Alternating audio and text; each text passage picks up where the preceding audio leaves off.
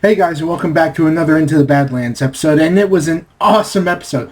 Like with every episode so far, we start off with a big action scene. The entire faction of Baron Quinn is storming on the Widow's faction, and it is an all-out blood war, retributional massacre. It is just insane.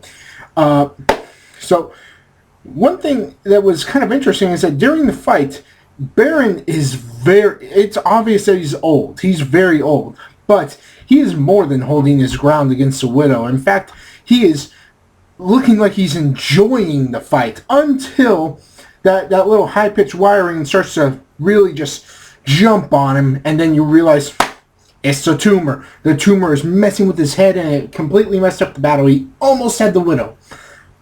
Almost, but he was just that far off. And of course, she makes her getaway.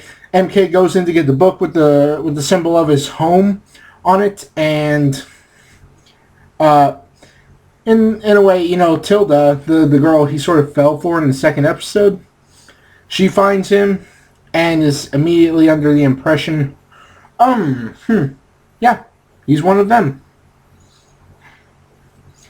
It's just it's one of those, you know, misunderstanding things. We all know that he's there mainly not because, you know, he's really part of the faction, but because of other reasons. He is pretty much stuck there because he got caught, and now, well, he's pretty much screwed. So later he introduces the book to Sonny, and he decides to put him through training at a long last, by doing a sort of disciplinary training, by making him stand over a ledge and then pushing him over when he refuses to follow orders and decides to get smart about it. Yeah, smart. I mean, you're on a ledge and, you know, you're on your freaking toes and you're bad-mouthing your teacher. What stops him from just going, yep, you fell. So he takes MK to the person who trained him, and that entire battle with the guy in the wheelchair, oh my god, he's hilarious. I love this guy.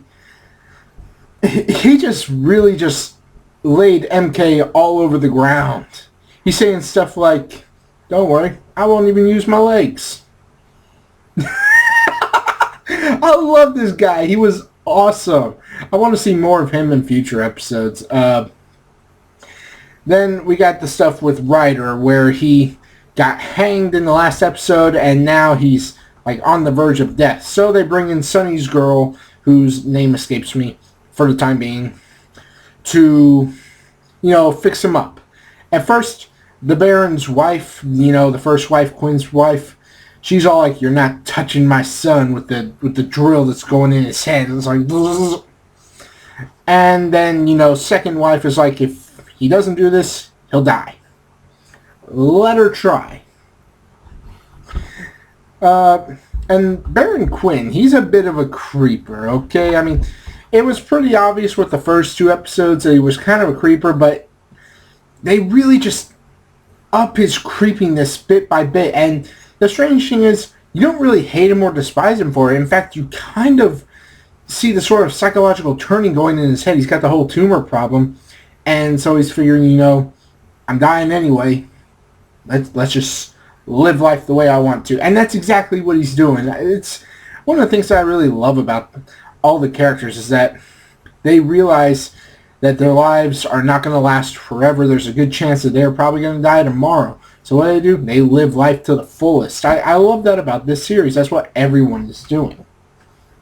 When Sonny goes into the tattoo place to get information on the Widow, we find out that he doesn't want to get tattoos anymore because he doesn't want to keep count anymore. And it's just really interesting in the psychological development for all of them. Of course, with MK, he's got the book, and now he wants Sonny's girlfriend to read it. And a lot of stuff is going to go down. At the end of the episode, the Baron comes in. He comes to her like, "You saved my son. Now save me." He's going to want her to work on the tumor. And regarding MK and Sonny, Sonny brought MK on a mission to get this girl named Angelica or Angela, whichever one it was. And all he had to do was go up to the balcony. It's like, she's just going to jump down to the street. Like, dude, everyone around here is a freaking ninja. They're going to be running across the rooftops. They're not going to be running on the streets. What's wrong with you? Get your butt up on the balcony. And of course, when she, busts out, what happens? Oh, she runs to other balconies. And he's downstairs looking like an idiot. Oh, man. This show is just absolutely incredible. I love that, there's a lot of stuff in the series where, say, reading is kind of uncommon. Most people will look at reading as if, it's very uncommon nowadays. Which I think it's cool that some characters have to learn how to read. They're expert killers and put a book in front of them and they're like, that says, I don't know. And with the end of the episode, we've also got something else. We got Baron Quinn wanting to set up another meeting with another Baron to form a sort of truce for the big war of the factions, and it's gonna go all out insanity. The Zephyr character that we got at the end, who was talking to Sunny, we've only had her for, what's it been, like 2.5 minutes? And her character, just like the guy in the wheelchair, was absolutely just one of those characters that's just so smart-ass type, and you love them for being exactly like that. She's kind of outside the usual standard of everyone else in the story. And that's what a really good character is. You don't want them all to be the same. So this character, I think, really stands out, and I want to see more of her as well. Just, honestly, really good episode. I want to give this one 9.7 out of 10. Really good episode. Not a whole lot of action, but it is nice to get away with it. This is the first time out of the 3 episodes that we didn't end the episode with a ginormous fight scene. Because that's what we did in the first 2 episodes. And all 3 episodes have started out with a big fight scene. But hey, it's still an awesome show. Let me know what you guys saw of the episode in the comment section below. Be sure to follow me on Facebook, which is in the description below. If you have an idea for a new show review that you'd like me to, just watch, see what I think of it, leave that in the comment section below. I'm always, looking at comments. I'm always reading them.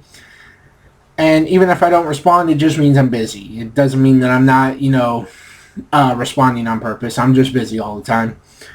Anyway, I've been Kedrix. As always, people, have an awesome day. Hit the like button and smash that subscribe button.